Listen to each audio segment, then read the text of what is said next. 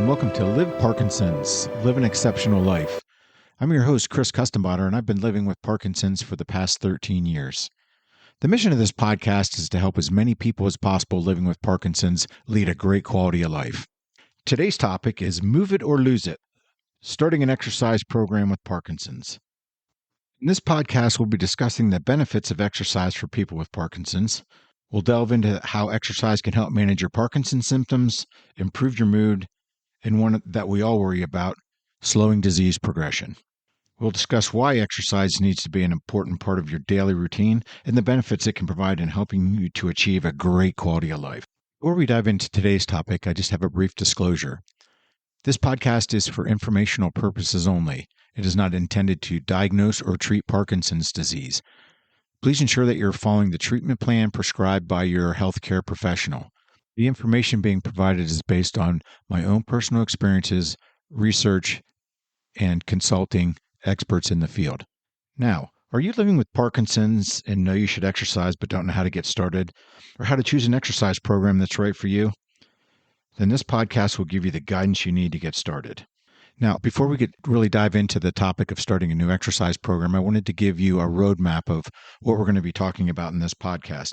The first thing we're going to be discussing is getting started with an exercise program. We'll discuss the need to get your healthcare professional involved. We'll talk about goal setting and then some tips for identifying your individual needs and preferences. Then we'll move on to finding and selecting activities. We'll talk about aerobic exercise, strength training, flexibility, and balance training as well. Then we'll move into goal setting, and we'll talk about the SMART framework to help guide us in setting goals as we design our exercise program, and then to measure our results as we progress through our exercise program. And then finally, we'll talk about exercising consistently, because one of the reasons that I wanted to do this topic is in my book, I talk about 4 strategies that I've used for the past 13 years to help me live an exceptional life with Parkinson's. And one of the keys was, and probably one of the most important, is exercise. Exercise has been shown to help slow the progression and improve your mood and cognition as well. So I think it's one of the key things, and a lot of people are confused, especially this time of year when we're entering a new year. A lot of people want to start an exercise program, but don't know where to get started. And especially people with Parkinson's, a lot of times they're confused on what exercises should I do and how do I design a program. So that's what this program is going to be all about today. So let's dive in, starting an exercise program with Parkinson's. The first thing you want to consider before starting any new exercise program is to consult your healthcare provider, whether that's your movement disorder specialist, whether it's a neurologist, or whether it's your primary care physician. It may also be a fitness instructor that has the background in Parkinson's as well. This is really a crucial step for several reasons before actually diving into an exercise program. The first is safety first. Parkinson's, as we all know, can affect your balance, your coordination and strength, and increase the risk of falls and injuries during exercise. But what a healthcare provider can do is they can assess your individual needs and limitations and recommend safe and effective exercises and modifications that can help you do exercises that you maybe didn't think you could do. But if you modify the exercise, you're able to participate, especially in a group fitness class. And one of the things I'll tell you in a lot of the group fitness classes is there's several steps in terms of modification. So do the modification that's right for you. They can also help identify underlying medical conditions that can be exacerbated by exercise or that might require specific precautions. And then they can provide guidance on proper form and techniques to avoid injury and maximize the benefit of exercise. One of the key things with exercise is form. And when most people sustain injuries is when they're not using proper form, or they dive into heavy weights, don't use good form, and then they end up hurting themselves. It doesn't even have to be strength training. It could be any type of exercise that if you don't use proper form, it can lead to injuries, and which can set you back in terms of your exercise program. The second thing that a healthcare provider can help you do is tailor your approach. Parkinson's symptoms and severity vary greatly between individuals. Your healthcare professional can create a personalized exercise program that addresses your specific needs and goals. One of the things they're going to do is they're going to consider the medications you're taking, what stage you are in the disease. Are you newly diagnosed? Are you advanced? So they'll be able to help with that. And then other relevant factors to ensure the program is safe and effective for you. So they're going to take your treatment plan and your medical history into account when they're helping you design an exercise program. Another area that your healthcare professional can help you with when you're starting an exercise program is helping you manage your medication interactions. Certain medications used in Parkinson's can affect your blood pressure, your heart rate, and other bodily functions. You might have heard of orthostatic hypertension, where maybe you're down doing a certain move and you stand up too quickly and your blood pressure drops and then you fall. So they can help you with managing the medications to help with your blood pressure, your heart rate, and those type of things. And they can adjust your exercise program to avoid interactions with your medication. So that's another key step, and that's another crucial step as to why you want to get your healthcare provider involved. Number 4 is early intervention and monitoring. When you're starting an exercise program under the guidance of your healthcare professional, it allows them to monitor your progress and identify any problems early on. So when they're aware of what you're doing, they can, number one, they can include that in your medical record, but they can also help to monitor to make sure that you're progressing the way you should be. They can track your symptoms and assess your response to exercise and adjust the program as needed to give you the optimal results and prevent complications. So when they're aware of the program that you're doing, they can also look at your symptoms and measure how well exercise is helping your symptoms. That's going to give you some positive feedback to say, wow, exercise really does help me. And then finally, number 5 is confidence and motivation. Their guidance can give you the confidence you need to help alleviate any anxieties and uncertainties you may have while starting a new exercise program. A lot of times, if you've never exercised, a lot of people are going to have anxiety with getting started. Number one, they don't know where to start, but they're also nervous. I guess one of the key things that I often see is people coming to a fitness center for the first time. They're very intimidated and apprehensive because they're looking at people that have been coming there maybe for several years or longer, and they feel like, I can't do what they're doing. Well, you just have to remember, everybody has to start someplace. And by giving you the confidence and motivation from your healthcare professional, that's going to help alleviate some of those anxieties. Let's change gears a little bit and let's provide some tips on identifying your individual needs and preferences and tailoring your exercise program to meet these needs. So let's start with finding and selecting activities. The first thing is to remember that exercise shouldn't be a chore. If you exercise in the morning and you wake up and you think to yourself, oh, I have to exercise, you're not going to do it.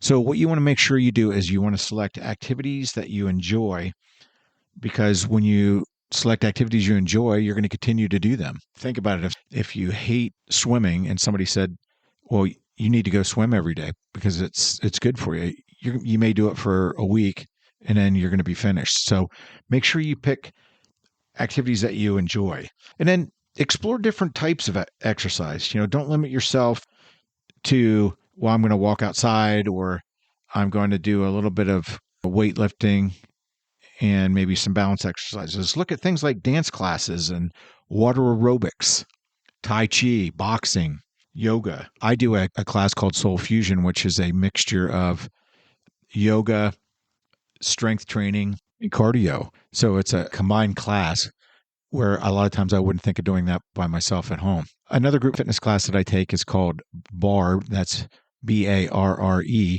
And that's a combination of Pilates, strength, flexibility, and balance.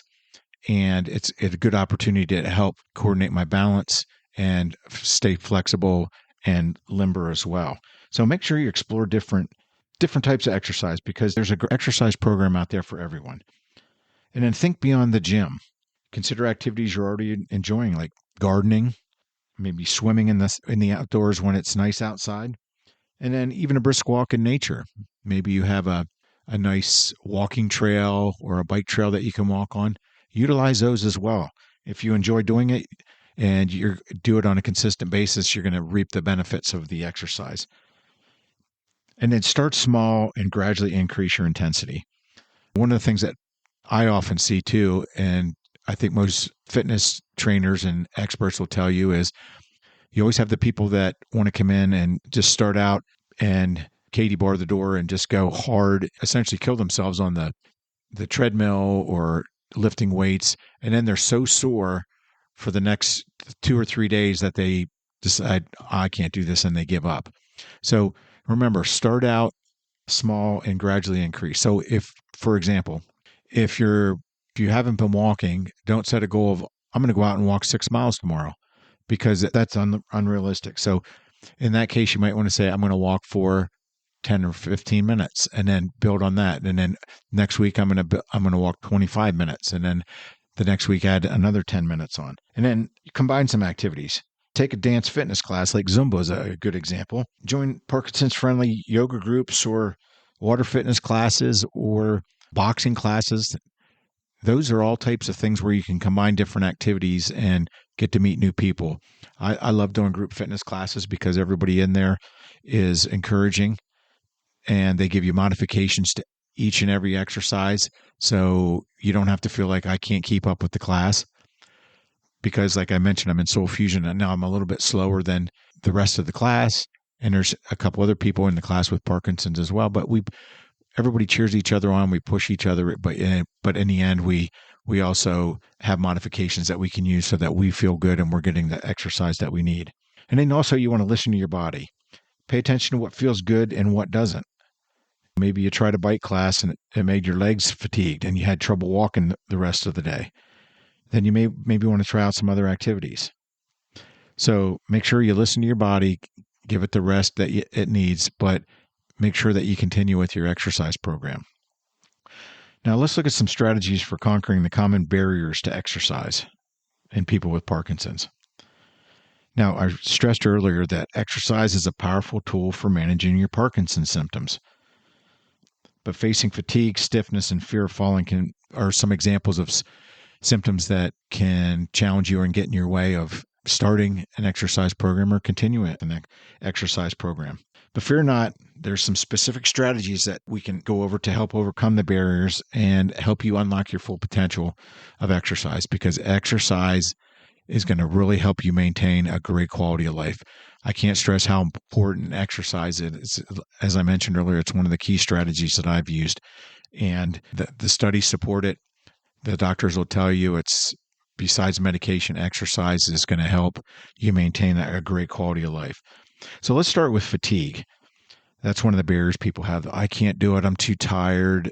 Now, the difference between being tired and fatigue is just that sense of overall exhaustion. It's not, well, I'm tired today. It's overcoming that sense of extreme exhaustion. So how can we do that? Well, we can fuel our body for action. Before and after your workouts, prioritize your energy boosting foods that are rich in complex carbohydrates.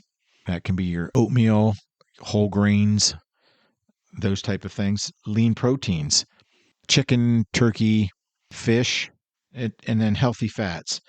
The last podcast I talked about nutrition, and I talked about the macronutrients, and the 3 macronutrients being proteins, fats, and carbohydrates. So make sure you're using complex carbohydrates because they don't spike your blood sugar. You're using lean proteins and healthy fats. The next thing you can do to help with overcome fatigue is strategic timing. Schedule your workouts during your peak energy hours.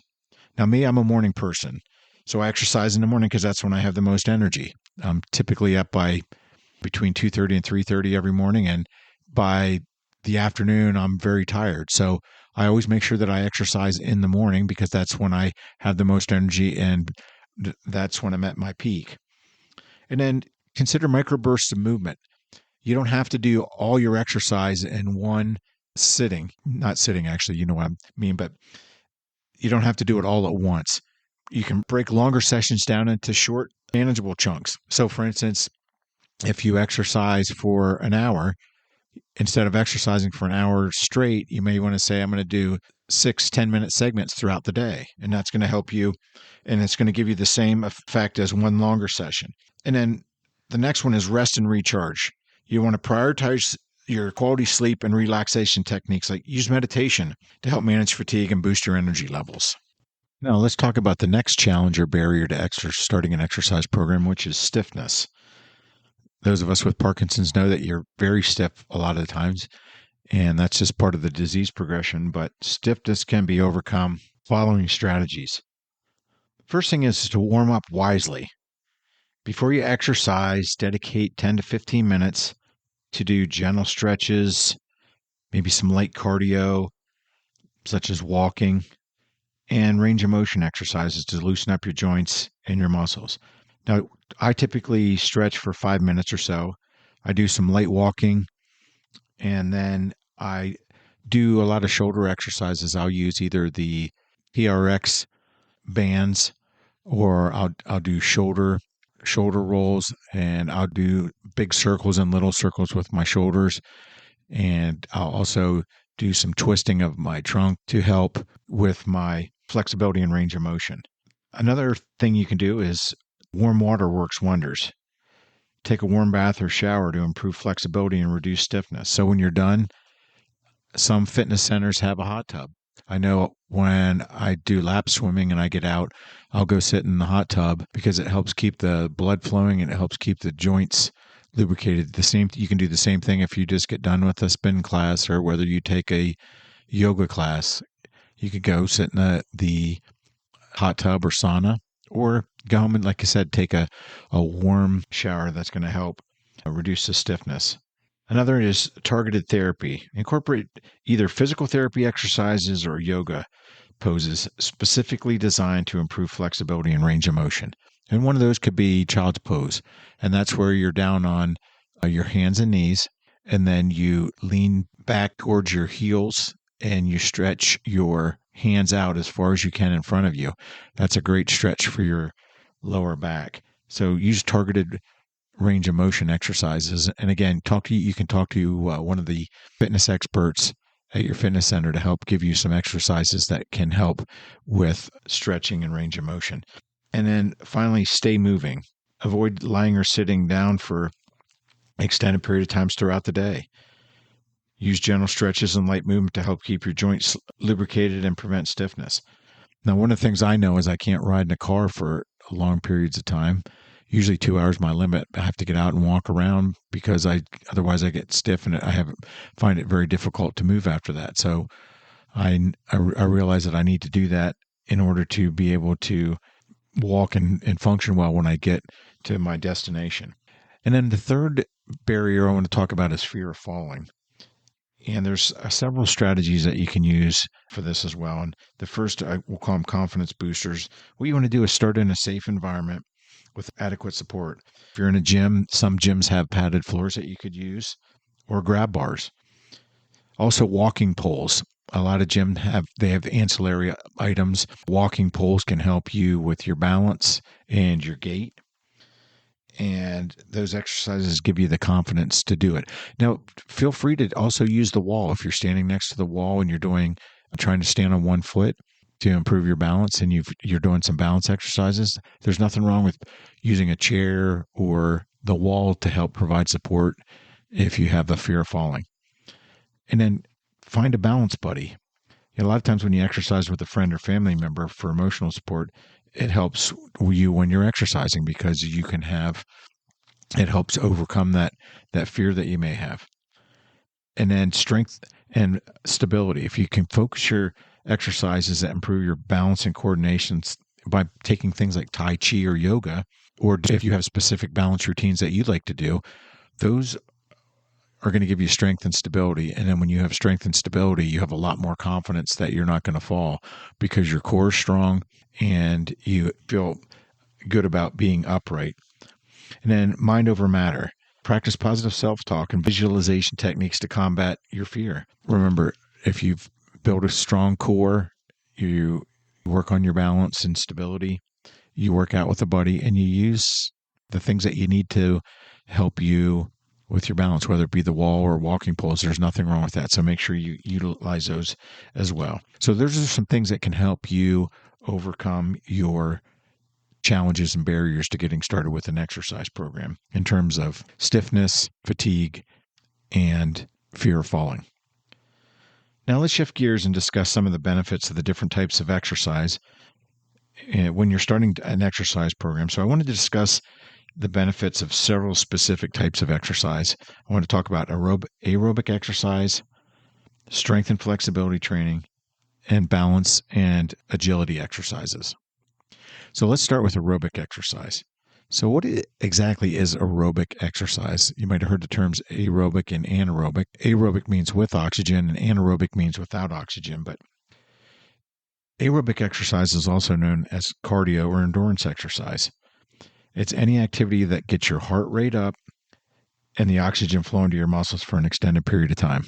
So what it does is it uses your large muscle groups like your legs, your arms, your back, your torso, and it's crucial for maximizing oxygen intake and cardio, and it gives you those cardiovascular benefits. Some examples of aerobic exercise would include running, swimming, cycling, dancing, brisk walking, boxing. Anything that's going to get your heart rate up again for an extended period of time is and gets the oxygen flowing is going to be an aerobic exercise. Now, aerobic exercise also requires sustained effort.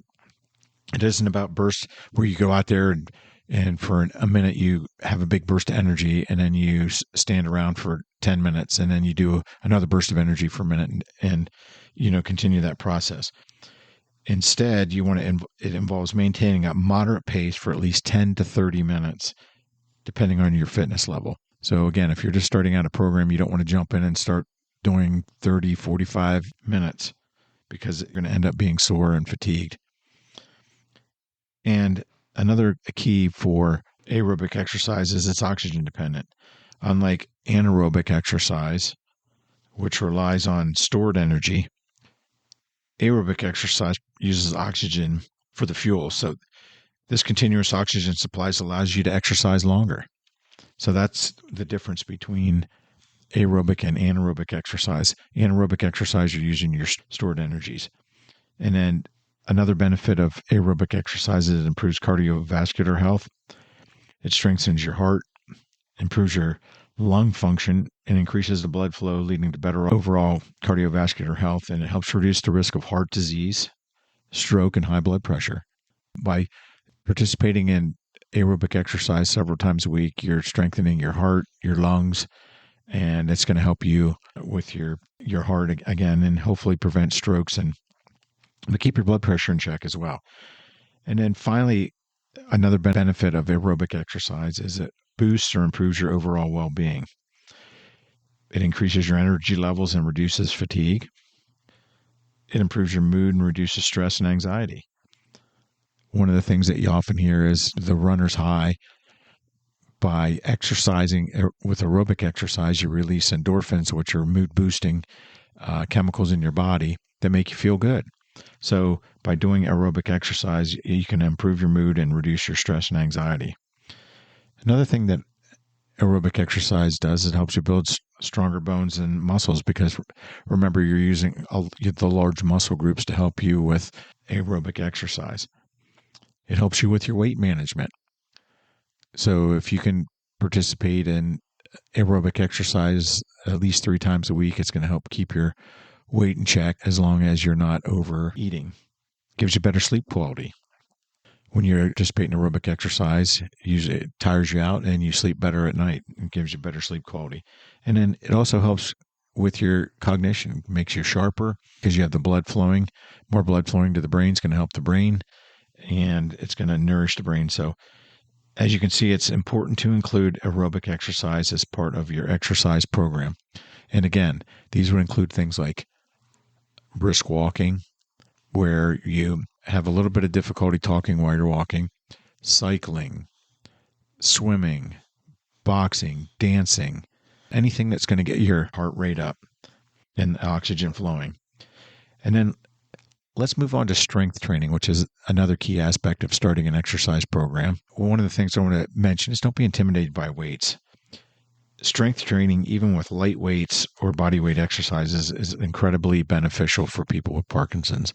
When I was younger, I did a lot of heavy lifting with fewer number of repetitions. Now that I'm 60 years old, I don't need to bulk up for anything, so I do lighter weights but more repetitions. So that helps me to increase my muscle strength and endurance. So what are some of the benefits of strength training as part of starting an exercise program? First benefit is increased muscle strength and endurance. Stronger muscles improve your balance, your coordination, and daily activities like walking or climbing the stairs. So that's going to help you with those daily activities and help you stay active during the day. Second, it reduces your tremors and rigidity. Strength training can help regulate your dopamine levels, which we all know are important in helping to reduce your tremors, both in severity and or muscle stiffness. Improve bone density. For individuals that are at high risk for osteoporosis, strength training is essential to help keep your bones strong. And then it's going to give you enhanced confidence. If you feel stronger and more capable, it can significantly boost your mood and your overall well-being. And then also, if you're stronger, it's going to help with your balance and agility. Activities like Tai Chi, yoga, and if you work on just specific balance drills, I do those on a daily basis myself. I usually go through a series of 5 different balance exercises, and they're essential for maintaining your stability and preventing falls. Another benefit is enhanced balance and coordination. And these exercises are going to train your body to react quickly to adjust to changes. That way, if you have to move suddenly, so for instance, if you turn around and let's say you have a dog and you turn around quickly and all of a sudden your dog is there, it's going to help you adapt to that. Or if you need to step over something quickly, strength training is going to help you in terms of helping with your balance and coordination. It's also going to help improve your gait and walking. Balance training can help you walk more confidently and efficiently and reduce fatigue and falls. The last thing is that it increases your proprioception, and this is your body's awareness of its position in space. Now, one of the times that I have issues with that is when I'm in some place where it's very dark and there's not a lot of light. I lose my sense of spatial awareness, and a lot of times I'll end up freezing or just standing still because I can't picture myself in relation to where I am in space. So strength training is going to help, and balance exercises can help improve proprioception, which is going to lead to better coordination and control. Now let's move on to the next is reduced fear of falling. As confidence in your balance improves, the fear of falling naturally diminishes, leading to greater independence and mobility.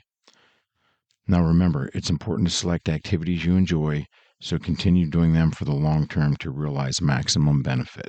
Okay, now that we've discussed the various types of exercises that you should incorporate into your exercise program, let's talk about setting some realistic goals. And that's the key, realistic. Exercise, like weight loss, requires you to set realistic and achievable goals. For example, setting a goal of losing 50 pounds in a month is not a realistic goal.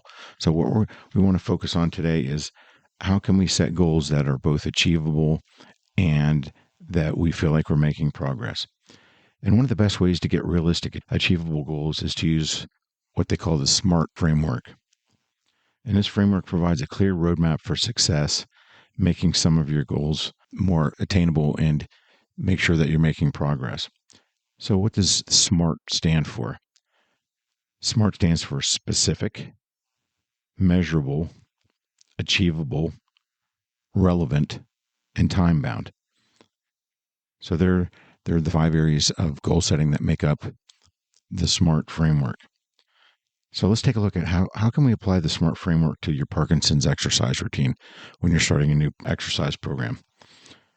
Let's start with the S, specific. Instead of setting a vague goal like, I'm going to exercise more, be specific about the type of exercise, the duration, and the frequency of the exercise. So for example, you might say, instead of I'm going to exercise more, you say, I'm going to walk for 30 minutes 5 times a week. Do you see how that's more specific? So that it's easier to measure. Did I walk 5 times a week versus did I exercise more? So you want to include details about the intensity or difficulty. I will walk 30 minutes on flat terrain at a moderate pace. So the more specific you can make it, the easier it is to measure and the easier it is to see progress. The next is measurable.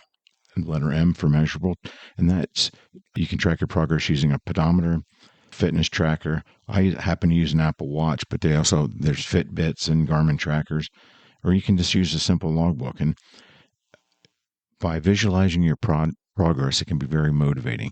So you want to be able to measure whatever goal you set. You want to be able to measure it. So if I say I'm going to lift weights 3 times a week, I can track that. Did I lift weights 3 times a week? Yes or no? You can also track not only did I lift weights 3 times a week, but if you track the amount of weight that you lifted and how many reps you did, you'll be able to see progress over time. So initially you might say, I was able to lift 3 pounds 5 times. And then over a couple weeks, you might say, I was able to lift 5 pounds 10 times. So make sure that when you do it, it's measurable as well. And you want to set milestones to celebrate small victories. For example, if you're just starting out, you may say, I will walk for 20 minutes without stopping. And then you can measure that. Did I walk 20 minutes without stopping? And then if you did, then the next week you maybe say, I'm going to walk 25 minutes without stopping. Okay, moving on to the next. A is achievable. You want to set goals that are challenging but realistic based on your current fitness level and any limitations that you may have. So, for instance, if you're just starting out an exercise program and one of the things you say is, I'm going to walk, and you haven't been walking, don't say that you're going to walk 7 miles a day, because that's just not achievable. So set achievable goals. So you might want to start out saying, if you're starting out an exercise program, I'm going to walk for 20 minutes today, and maybe you'll go a third of a mile, and then you build on that. So set milestones too to make them achievable. So for instance, if you decide you want to swim laps, you might want to say, I'm going to start out by swimming 5 laps. And then by the end of the month, I want to be able to swim 15 laps.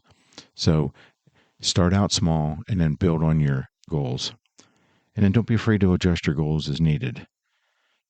So for instance, if you say, I'm going to ride a bike for 30 minutes, and you get on the bike and you find that 30 minutes is too long or too hard initially, then say, I'm going to ride a bike for 20 minutes instead. So don't be afraid to adjust your goals if you're struggling with a goal, because you want to make it achievable. The next is relevant. You want to ensure your goals align with your overall health and well-being. I'm going to walk for 30 minutes to improve my balance and reduce fatigue. I'm going to lift weights because I want to improve my strength and agility to help me with my balance and my coordination. So make sure they're relevant to what you like to do, and consider your interests and preferences. If you enjoy dancing, set a goal of attending a dance class once a week. If you like Tai Chi, I'm going to take 2 Tai Chi classes once a week. So make sure that they're relevant to your exercise goals and your preferences. And then finally, the T is time bound. Set deadlines for achieving your goal to stay accountable.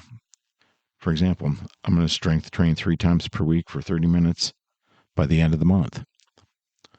It's just like a weight loss goal. Maybe you say, I want to lose 1 to 2 pounds a week. You do the exact same thing with your exercise program. You're going to say, I want to be able to ride the bike for 15 minutes to start. By the end of the month, I want to be up to 30 minutes. And then in 3 months, I want to be able to do a 45-minute bike class. So make sure that they're time bound, and you can go back and measure them as well. So the SMART program, again, is specific, measurable, achievable, relevant, and time bound. So those are the best ways to ensure that you're setting goals and achieving your goals. And then you want to break down long-term goals into smaller, more manageable weekly or daily targets. It's easier to do that and measure daily or weekly goals than it is to set 6-month or yearly goals and measure against that, because the time period is too long. So remember, consistency is the key. Celebrate your progress, adjust your goals as needed, and enjoy the journey. Now, let's finish our discussion on starting an exercise program with exercising consistently. What I want to do is share some tips for building consistency and discuss some of the benefits of a consistent exercise program. So what are some of the tips for building and maintaining consistency in an exercise program? Well, first, you want to schedule regular exercise sessions, just like you schedule doctor's appointments or taking your kids to sporting events, or you're scheduling dinner reservations for the weekend. You want to do the same thing with your exercise sessions. Schedule them into your activities just like you would into your daily schedule. That makes sure that exercise is a part of your day and that you exercise on a consistent basis. Another thing you can do is find an exercise buddy. An exercise buddy is going to help both of you hold each other accountable, especially in those days when you want to talk yourself out of exercising. Maybe you wake up and say, I don't really feel like exercising today, but your exercise buddy is going to push you and say, come on, let's go. We're going for a walk, or we're going to the gym to take that group fitness class. So an exercise buddy is going to be a great way to ensure that you have accountability both for yourself and your exercise buddy. Another thing you can do is track your progress. Tracking your progress is going to give you the motivation to continue because you're seeing tangible results. If you start doing strength training and you can see that, wow, I'm really increasing in the weight and reps, that makes you feel good. And not only do you feel stronger, but you can see tangible results, and you're going to want to continue doing the exercise. And then make an exercise a fun and enjoyable activity, because it's like anything. If you don't enjoy it, you're not going to do it. So make sure you pick out activities that are fun, that you like to do, and that you're ready to get up every day and say, well, I'm going to go do that. And then another strategy as well is to exercise consistently. Is some people like to do it at the same time of the day. Now, me, I'm an early riser. I get up usually by 3 a.m. And so I usually exercise in the morning because by the afternoon I'm tired. So I pick activities that I like to do, and I do them on a consistent basis. So let's look at some of the benefits of establishing a routine and developing a positive exercise habits. Now, we all know that medication plays a crucial role in helping us manage our Parkinson's symptoms, but incorporating a regular exercise routine can be a game changer. Remember, I said one of my key pillars was exercise, and I can honestly say that exercise has provided benefits way beyond what I would have ever expected. Establishing a regular exercise routine and developing positive exercise habits is going to provide more than just physical benefits. It's also going to give you cognitive benefits and emotional benefits that allow you to lead a great quality of life.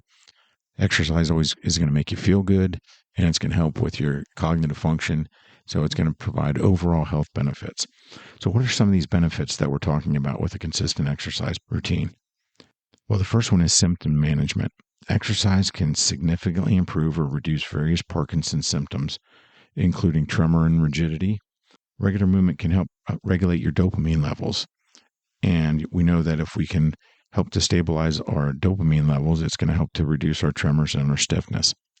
Another benefit is that exercise provides us improvements in balance and gait. Exercises that focus on balance and coordination can improve your walking and stability and reduce the risk of falls.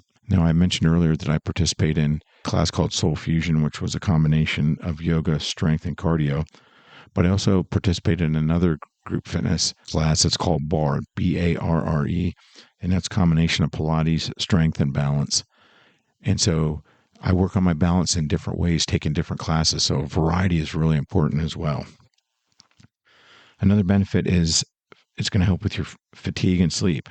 Exercises boost your energy levels during the day and help you sleep better at night. So it's going to help give you a little bit better quality of sleep as well. And it's also going to help with your mood and cognitive function. Physical activity releases endorphins, which we talked about earlier. They're just natural mood boosters, and they stimulate your brain cells. And that can help potentially alleviate depression, anxiety, and cognitive decline. And then finally, it's just going to improve your overall health. It's going to give you stronger bones and muscles, enhance cardiovascular health, and it's going to help you manage your weight. So those are the key areas for starting an exercise program. And it's important that you, again, select activities that you like and do them on a consistent basis, because it's really going to help you get to where you want to go and live a great quality of life. So let's summarize what we talked about in terms of starting an exercise program. The first thing we talked about was making sure that you include your healthcare provider, because they're going to be able to provide information, help you manage your medications, and help you select activities that are appropriate based on your specific health needs. Then we talked about finding and selecting activities, and we talked about the different types of exercise activities that are important. We talked about aerobic exercise. We talked about strength training, balance and agility exercises, and and some strength, stretching and flexibility. And try to make sure that you include a little of all those into your exercise program. Just don't focus on one area. Make sure that you include all those areas when you're designing your exercise program. Then we talked about goal setting and setting realistic goals, and we talked about the SMART goal setting framework, which is specific, measurable, achievable, relevant, and time bound. So make sure you set goals and you measure your progress. That way it's going to give you the motivation you need to exercise. And then finally we talked about exercising consistently, and we gave you some tips on how to sustain and achieve an exercise program that's going to give you the benefits that you need to live a great quality of life. And then we just wrapped up with overcoming some of the common challenges for maintaining consistency. So when you're starting an exercise program, just remember that one of the big keys is to select activities that you enjoy and that you love to do, and then measure them. But please make sure that you include exercise as part of your daily routine, because it's going to help you live a great quality of life, and it's going to help you manage your Parkinson's symptoms. I can't stress enough how exercise has helped me in my Parkinson's journey. So I close today. That be my recommendation to all of you. So as I close, I would ask that you visit liveparkinsons.com and sign up for the free newsletter. It's full of pertinent information that can help you lead a great quality of life. That's my mission. And then for those that are interested in the 4 strategies that I've used to live an exceptional life with Parkinson's, and one of the big ones I talk about is exercise. My book is available on Amazon. It's called Spectacular Life, 4 Essential Strategies for Living with Parkinson's, My Journey to Happiness. And then I would love to hear from you, whether it's your success stories, whether you have comments or questions. If you go to podinbox.com/liveparkinsons.com, you can either leave an audio message or a written message, and I will be happy to get back to you, and I really appreciate you listening. So as I wrap up today, I want to thank you all for listening to this podcast and the previous podcast, and I look forward to having you on future podcasts. Thanks again, and have a spectacular day.